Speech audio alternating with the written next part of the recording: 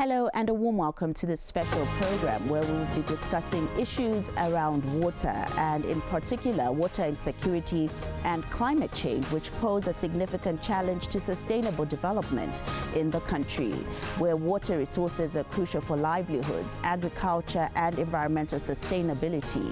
Following the declaration by His Excellency President Hakainde Hichilema of the prolonged drought as a national disaster and emergency, his directive to enhance water harvesting mechanisms, the Aware 2.0 project financed by the EU and Germany, has intensified the discussions with the different ministries participating in this respectively around immediate and medium-term measures to address the drought, such as the development of a national rainwater harvesting strategy and strengthened integrated catchment management, including landscape protection.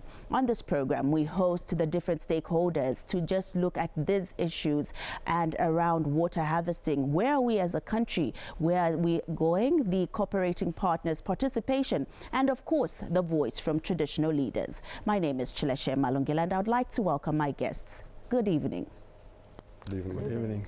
Let me start with the traditional leadership and Your Royal Highness, just giving us a brief background to how critical what has been highlighted in the introduction is. Thank you, Chileshe. Now, as you have highlighted, the situation in the Muwezwa chiefdom and all the chiefdoms which have been affected by the drought is very pathetic in living memory. In Muwezwa chiefdom, even where the palace stands now, during the rain season, you cannot access the palace by road. But even if you leave this stadium, you drive up to the palace, there's no water. As a result of that, the plain has no water. So the animals have no water. The grass is dry. All natural ponds are dry. The streams are dry. The Kafue River basin is dry. The waters are very low. The birds and animals which frequent the plains are not there because of the drought which affected most parts of Zambia. Since I was born, I've never seen such in my life, because the animals, as I said earlier, we are a cattle rearing people and the cattle is our heritage. During the dry season, the animals go to the rivers. Then during the rain season, that's when they go to the upper land. But now, because even the people from Chief Mungaila, who are our neighbors, they also have their grazing grounds in Muwezwa chiefdom. So they have already taken their animals to the riverside because there's no water on the upper land. And some just request, but in some cases, animals just run and go to the riverside because where they are, there's no water. So that's the situation in the Muwezwa chiefdom and all the chiefdoms which are in the Kafue flats. So that's what we are facing as at now. Okay. We say Kuwila, you go during the dry season and then go during the rain season. So this is what we are facing. Now, 90% of most of the crops were destroyed by the drought. So as a result of this, there's already poverty in the chiefdom. Some of the people didn't even taste the green maize or any greens this year because of the drought. And then food market, very far from the chiefdom. The nearest is Mumbwa. And now imagine people have no money and they have traveled those distances to go and buy. And apart from having no food, there's also no employment. When some people have their fields, then some work there and get money for their families. Now, and then people have been disadvantaged because we have people from government here people have been disadvantaged because of this drought. The cattle sellers or buyers, the cattle buyers have put the price down so that even if one sells an animal, the money would not last him a long time. Thank you, Your Royal Highness. Let me turn to the PS, and I gave the Royal Highness the opportunity to start because she gives a background to what is on the ground. PS Chibamba, in looking at what has been explained, talk to us about your ministry and some of the strategies that will support the people, like Chieftainess has said. Yeah, thank you very much for the question. Our ministry basically is at the center of this whole disaster, in the sense that the drought that we are facing locally is exacerbated by the fact that we have degraded our forests. Because first of all, if you look at the relationship between forests and water, it's so intertwined that without forests, then definitely there's going to be no water. So in this sense, we see ourselves as playing a key role from the forestry side of things. We need to protect our forests. And this is the message that really I want to pass out there, because sometimes we tend to debate on whether we should degazette a forest or we should protect it. My advice would be, first and foremost, let's protect the forest. You are only going to have adequate water in a place where you have very, very vibrant and intact forests, because there's no river that is going to start flowing from where you have no forest. Every river, even here in Zambia, every major river basin you see, the Kafue, the Zambezi, the Luangwa, has got a forest stand at the upstream where it starts flowing from. Already you can see in the Luangwa what is going on. The river is almost drying up. Why? Because we have cleared the trees at the river source. So in our case as a ministry, we see our role as protecting the forests to try and ameliorate the negative impacts of the drought, but also we play a big role from the weather side of things, in that we do the weather forecasting and advising the farmers and the nation at large on what kind of climate that we'll expect. Thanks. PS Kalusa, let's talk about what we're digging into today, which is the integrated water catchment management. And I know that you have been on different media platforms talking about water harvesting, talking about construction of dams. But how critical is this in looking at what we were celebrating just yesterday, which is the World Water Day? Water is life. And then when we have that slogan that water is life, people take it lightly. But borrowing what Her Royal Highness just highlighted, you see the effects of not managing this water. There are clear guidance. Even when God created mankind and everything, he was creating them in stages. Let there be water, let there be land, let there be soil, let there be man. Everything was put in systematically for a purpose. Now, currently, if we see at what is happening, even the way the country was designed, it was designed in such a way that we knew where the mines were going to be, where the farming areas were going to be, and where our towns were going to be.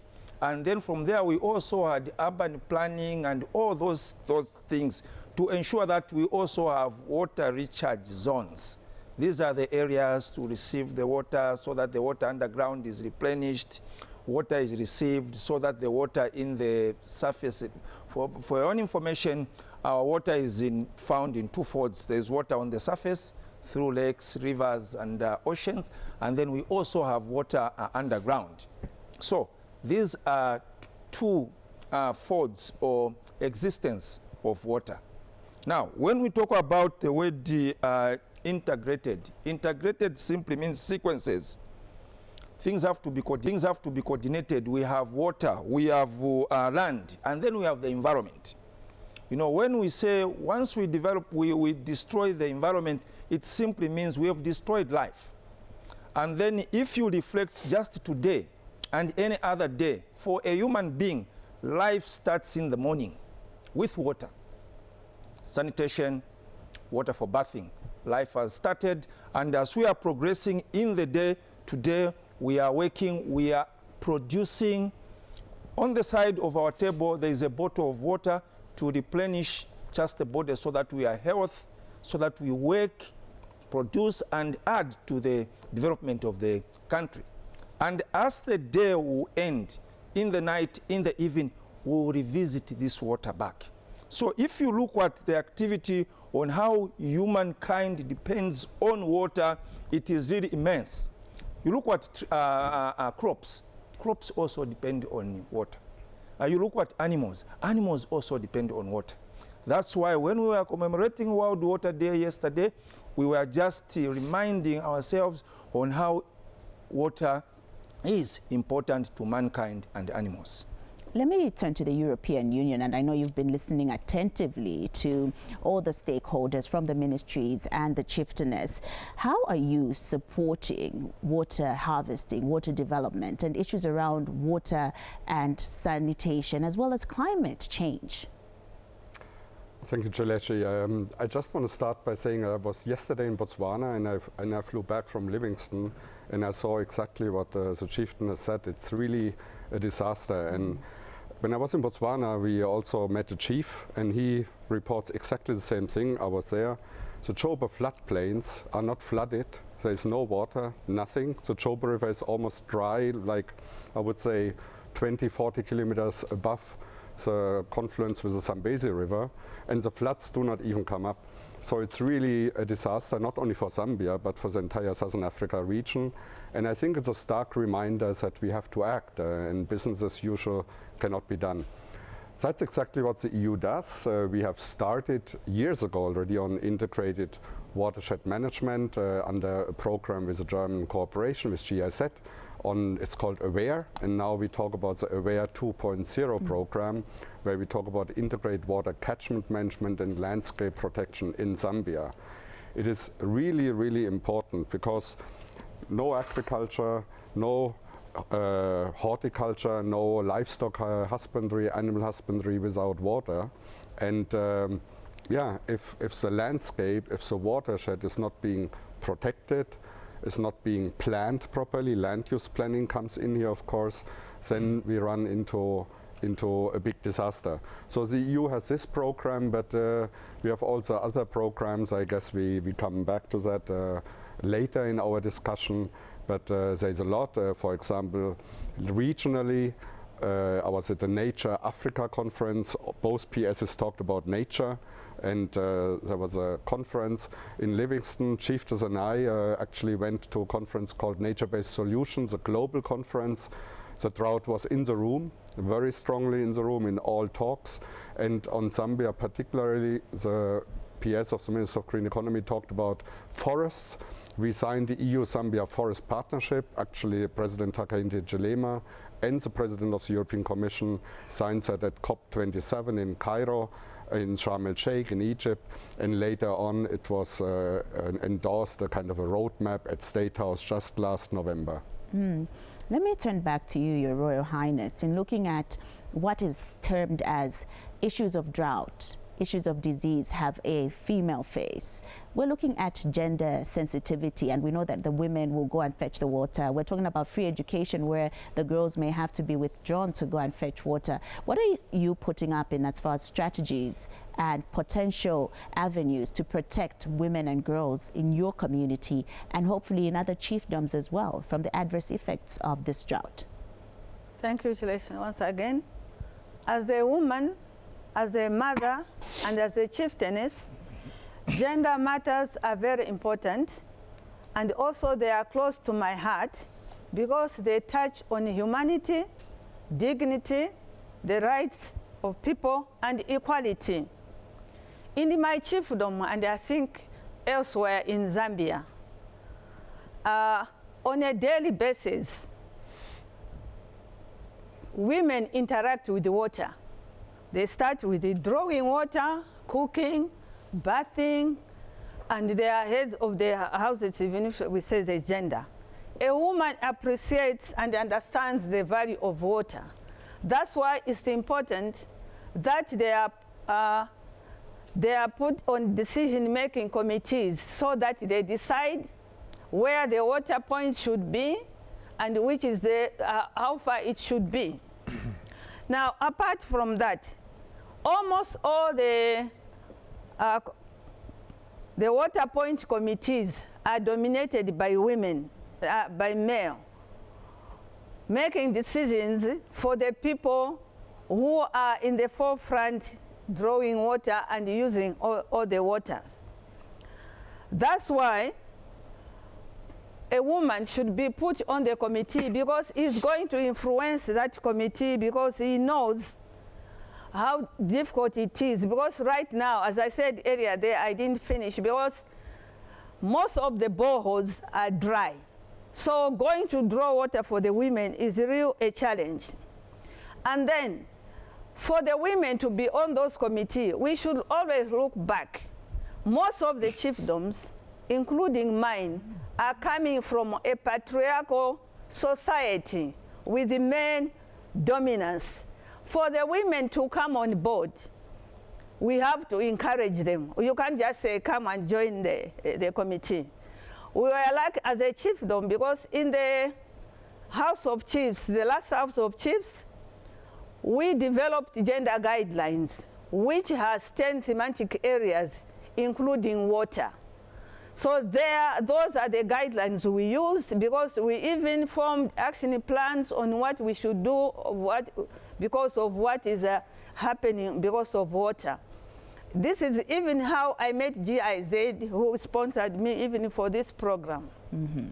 Because when we made those action plans, we met at a workshop, so I asked GIZ if they could be part of the action plans to be implemented in the chiefdom. So as a result of those gender guidelines, women are being empowered, so that not only women, when we empower, should be both men and women, because if only empower women, then the men will be left behind, and in the boys and the girls.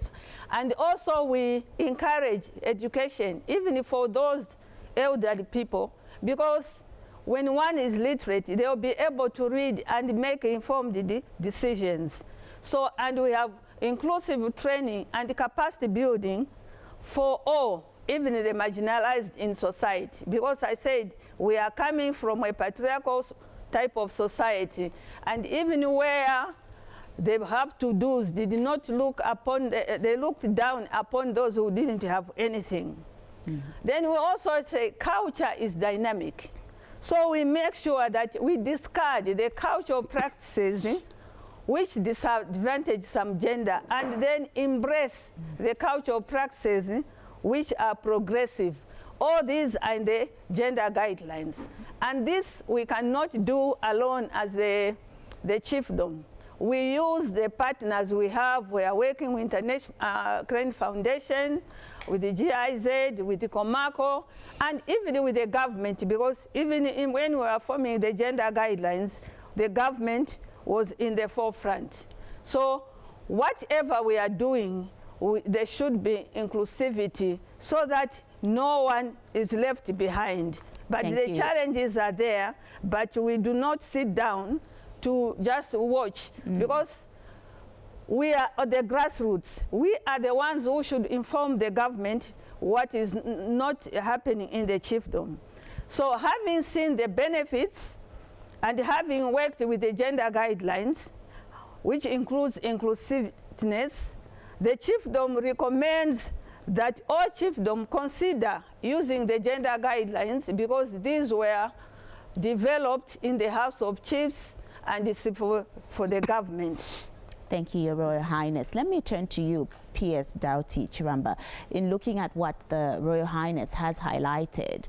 But we do know that there are a lot of activities. She says we do not sit back as communities, but there's still a lot of activities like deforestation, for instance, that continue to be a thorn in the flesh for your ministry. How are you sensitizing the public and in ways of looking at the integrated water catchment and how to protect these forests, as well as make people aware of the climate change effects? Yeah, thank you very much for that question. Indeed, we do reach out to the traditional leadership in trying to protect the forests, because the truth is that it is the communities, the local communities, that cut the trees. So unless we work with them, we cannot win this battle. So what we have done this far, we are working with several of the traditional leaderships with whom we have formed what we call community forest management groups. These are people that come from the chiefdoms. We trained the people we call honorary forest officers. Again, they come from the traditional leadership. They stay in those communities. So working with these community forest management groups, we formulate rules which are actually proposed and adopted by the local communities themselves. So that's what we are doing. And we have a number of, I think about 258 across the country, community forest management groups working with their Royal Highnesses. That's how we are trying to protect the forest. It's not enough, we need to do more. And again, working together with the traditional leadership, I'm confident that we'll get there. In terms of the integrated water resources management approach, that is inevitable. It is the only possible route that can bring us to the solution. Because in integrating, what we mean basically is that you look at all the stakeholders in the catchment. There are people there who are doing cattle heading, there are farmers there, there are urban places there are towns in those catchments. So unless you bring all these different stakeholders together, formulate some rules that we are going to follow in order to protect the catchment, because we have to protect the entire catchment. Yes, previously where we are coming from, our focus was on the river channel. We wanted to do all the scientific measurements on the water in the channel, but forgetting about where this water is coming from. There are agricultural activities that are happening there whose contents will end up in the channel. There are cattle headers doing their things there, contents end up in the channel. So indeed, integrated water resources management is inevitable. It is the only route that can help us to solve the problem.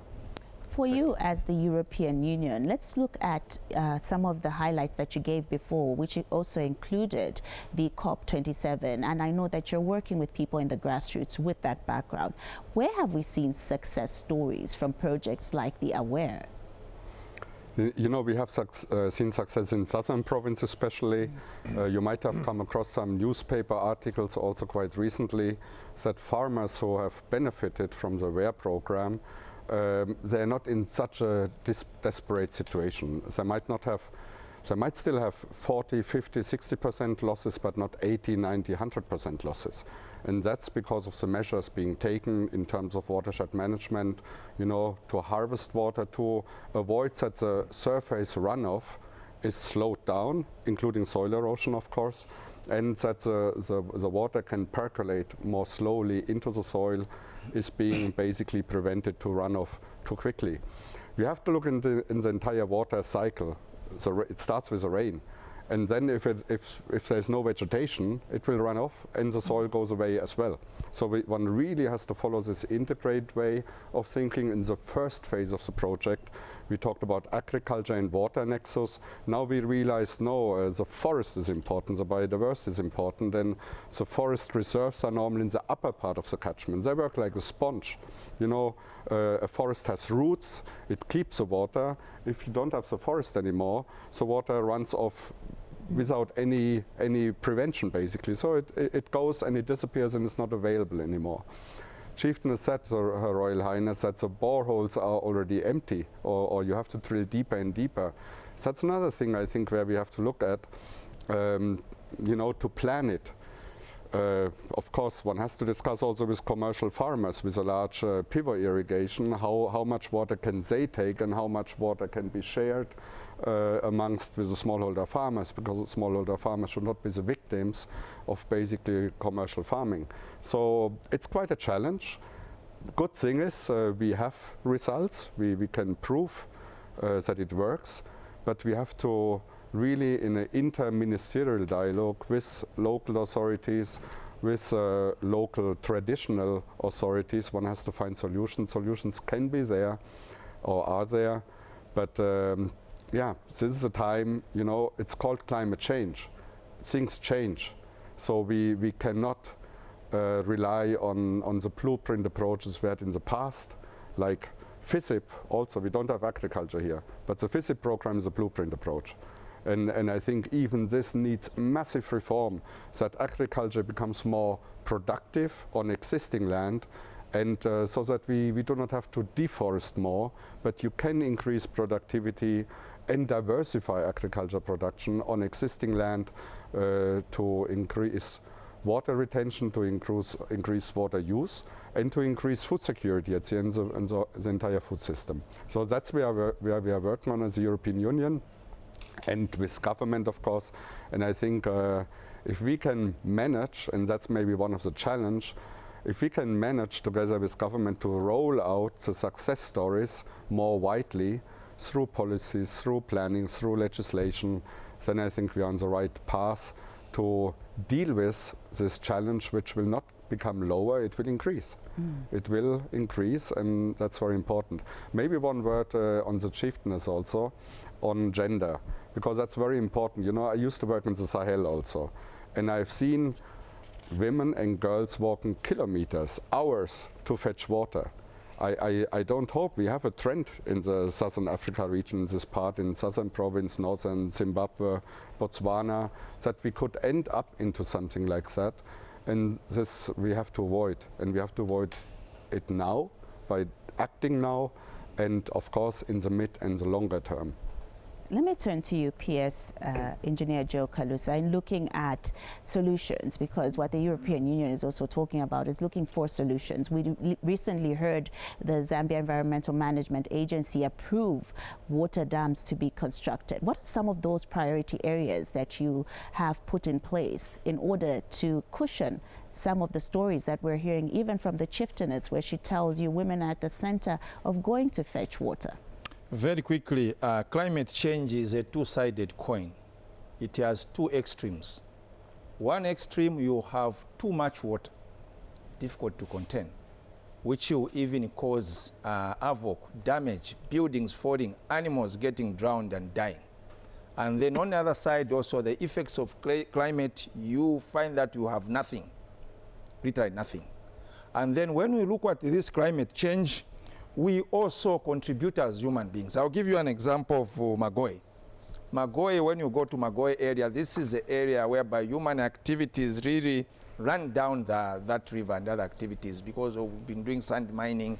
As a result, there's nothing in that catchment. But through the assistance of our partners, our programs, our partners have been there with us, and we are doing the restorations. Through our partners also, you talk about in Mumbwa, the catchment area, people are being taught on how to restore the water. If you look at the picture behind you, that's part of the activities which is being done by our partners. Now, going forward, also as a government, what are we doing? As a government, we have got the strategies, we have got enough, we have got well-aligned strategies. For example, the National Water Policy, the 8th National Development Plan, all these we have lined up things which should be done. Now, in the event of this drought, what are we doing? Vis-a-vis what Royal Highness said. I earlier on said in my preamble that the climate change affects our water, both surface and underground. So what are we saying and what are we doing? Most of the hand pumps which we have dotted in the chief domes have dried up. Why? Because of the effects of climate, the water table has moved down, meaning a pump would not draw that water from underground, because usually those boreholes are maximum 30-35 meters deep. So what are we doing as a ministry?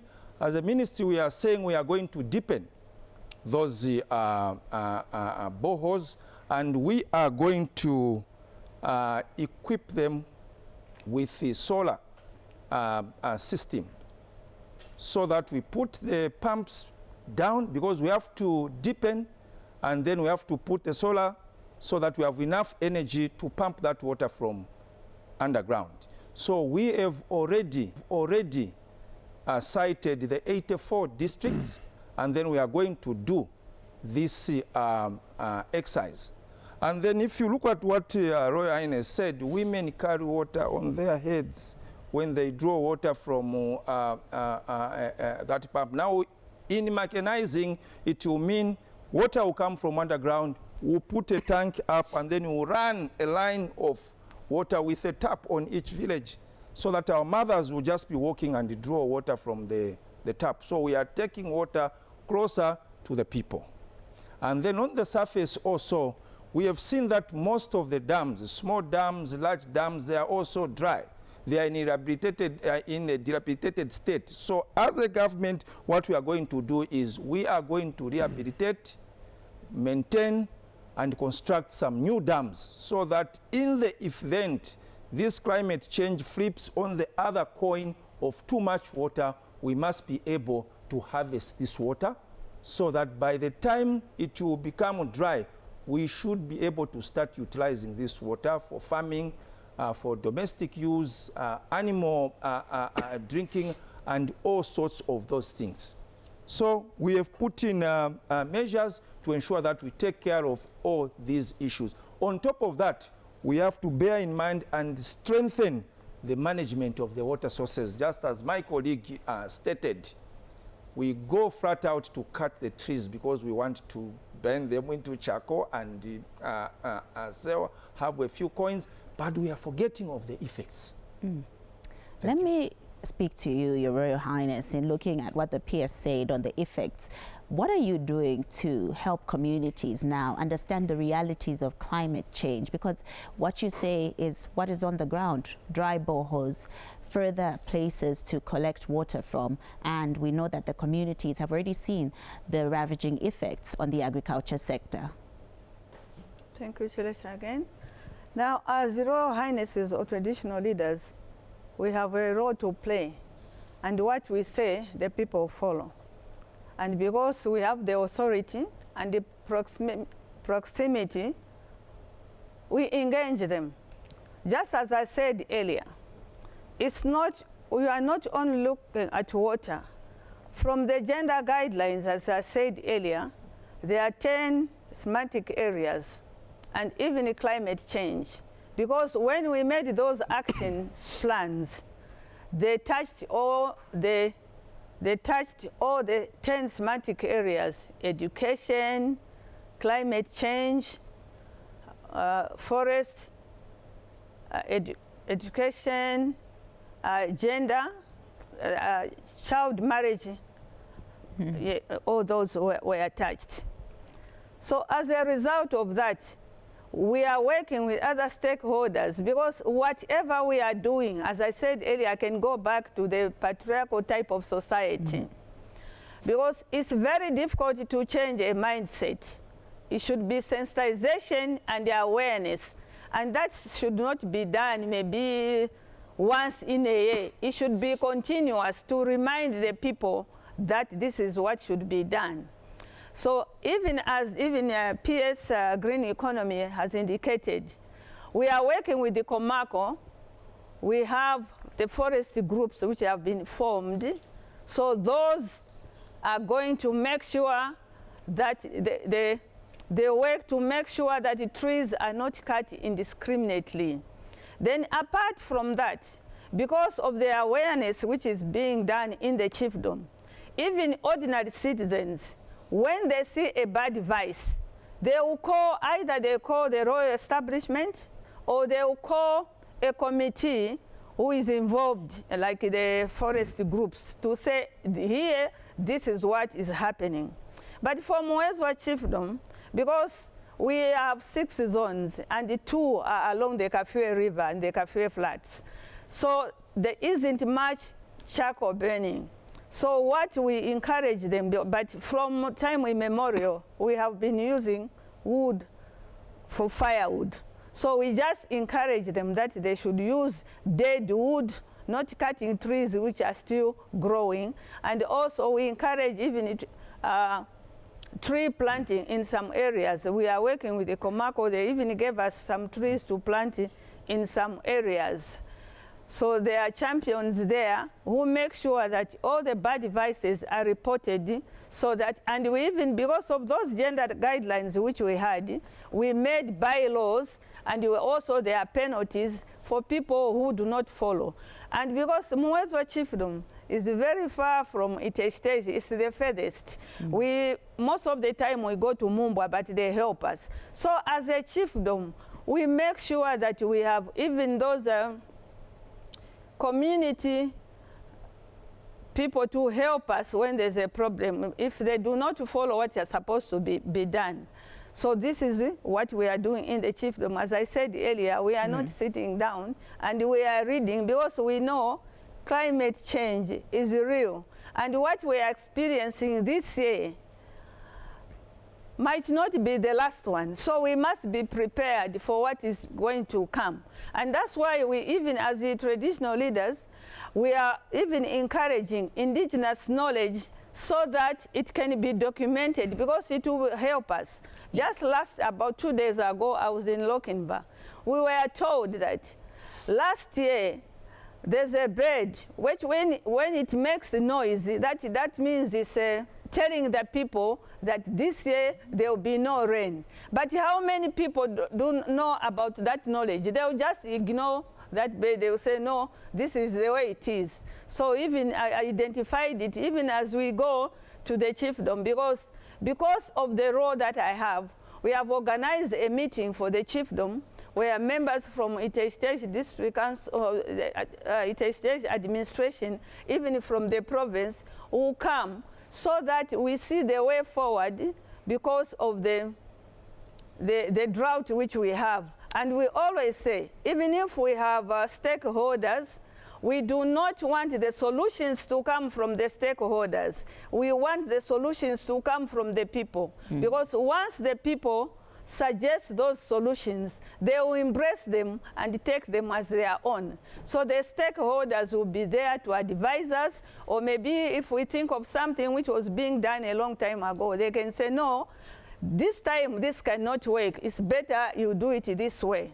So we are working with the government of the day and all the well-meaning stakeholders, because I say well-meaning stakeholders, because some stakeholders are just there to make money, not to help the community. But in our chiefdom, we have said, no, whoever comes to the chiefdom should take what the people say and then advise them if it is not the way it should be done.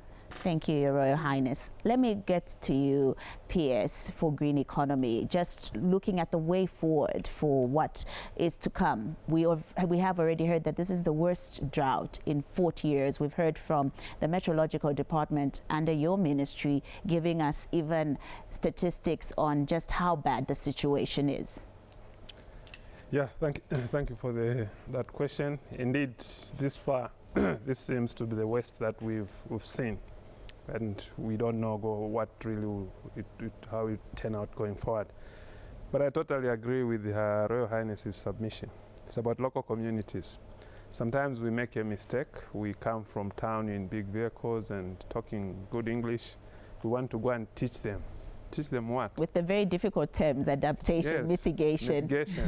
We want to go and teach them. But teach them what? Because traditional leadership have taken care of the environment since time immemorial. And in fact, under their care, these forests have been more vibrant than what we are seeing now. So I totally agree with her. Traditional knowledge should be appreciated. Ultimately, it's the people themselves that cut the trees. So unless we work with those local people, we are not going to win the war. And this is the reason why, from our ministry, we've gone flat out to work with all the different stakeholders to form these community forest management groups together with the traditional leadership and other private players like COMESA, for example, BCP. We formed a number of these. I think currently we are around about 6.1 million hectares across the country being taken care of by these people. Because once these people have that buy-in, then you solve the problem of deforestation. Of course, the key in there is the provision of alternative livelihoods. You don't really go to tell them, don't cut, then what? How do they survive? So it's easier when you go with a bouquet of alternative livelihoods from which they can then pick and then conserve the resources with them. So from the ministry side of it, of course, we already have this nationally determined contribution. In there, one of the biggest programs is sustainable forest management. And again, this is where we try to plug in these projects like Aware 2.0. We talk to them, look at the sustainable forest management program in the NDC. What role, what aspects of that can they pick? And this is where all these things, integrated water resources management, is coming from. So that's the effort that we are doing from our ministry. Thanks. Let me turn to you, Matthias, in looking at you chairing the Climate Change and Environment Cooperating Partners Group, as well as Water and Peace. As we conclude, what are your thoughts in looking at the future? The future is climate change. That's as bad as it is. Climate change is there, it will remain, it will get worse. So we have to adapt to climate change and we have to mitigate climate change. How do we do that? You know, I refer to President Hichilema. He made a speech end of February. It's an economic forum saying we have to increase productivity and we have to stop cutting trees. We have been talking a lot now about this, but that's really an important message. Increase productivity, cut trees. And I used that for a speech on the 29th of February. That's exactly the day when he declared the National Disaster and Drought. And in the morning, we launch the agriculture mechanization strategy. So how do we increase productivity? Irrigation.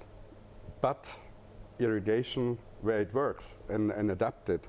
In southern province, in many parts, you cannot do irrigation.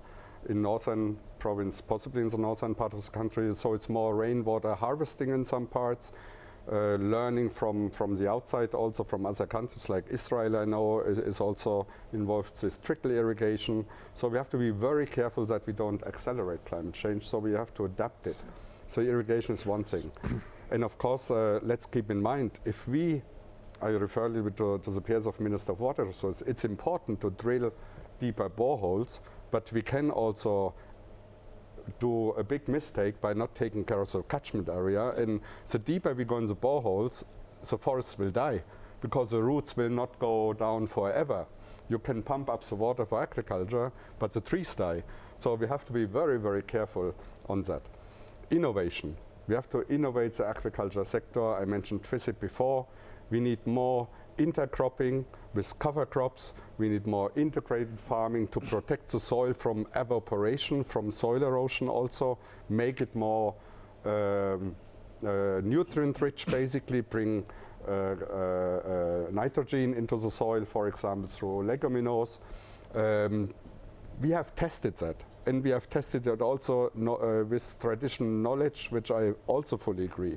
There is a knowledge, and Zambia is not in its entire history being a maize producing country. And there have been other ways, other things to produce. And I think one also has to realize, yes, in some parts maize might not be the future crop anymore. One has to change like climate changes.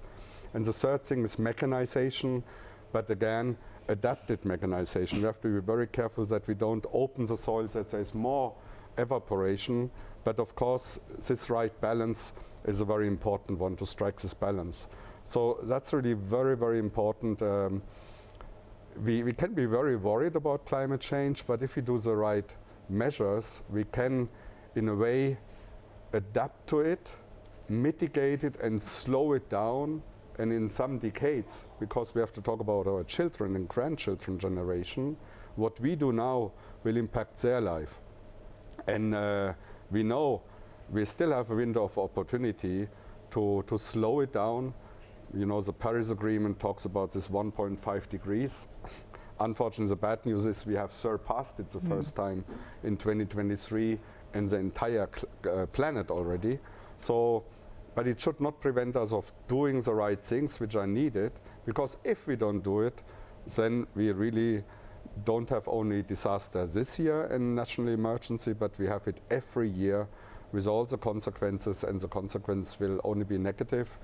And I do not know if we have the time to talk about water and peace, because then it's also a national security issue in Europe, in other parts of the world, and in Zambia and in the entire region. So water and peace, we see conflicts already in the world, and we have to address it, but maybe we come later to that still. I know we have to end here. Thank you so much all for coming and discussing this issue, and we hope to have more episodes like this where we can discuss water, climate change, and the Aware 2.0. Remember that you need to pay attention to the issues of climate change. The message from the permanent secretaries from the respective ministries, as well as the European Union and the traditional leadership, is that climate change is an issue for the communities, and we should take the lead.